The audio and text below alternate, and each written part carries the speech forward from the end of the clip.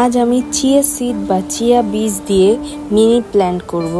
সম্ভবত এগুলোকে বলা হয় মাইক্রোগ্রেনস, আমি যদি ভুল না হই। তো আমি এখানে একটা মাটির টব নিয়েছি, যেটাতে চিয়া সিড আর ভালো মতন পানি দিয়ে আমি কিছুক্ষণ ভিজিয়ে রেখেছিলাম।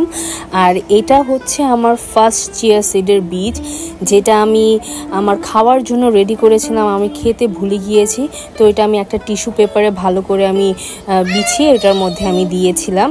তো এটা হচ্ছে আমার একদিন, মানে এটা তার পরের দিনের। দেখেন এটার মধ্যে ছোট ছোট বীজ বের হচ্ছে, প্রতিটা চিয়া সিডের থেকে বীজ বের হচ্ছে।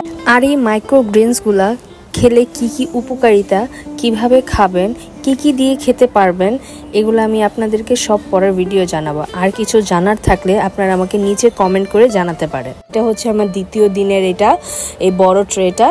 এটা হচ্ছে আমার অলরেডি আমার গাছ বের হচ্ছে। আসলে একটা জিনিস খেয়াল রাখবেন, যাতে ঠিকঠাক মতো আলো বাতাসটা পাওয়া যায়। তো আজকের মতো এখানে টাটা।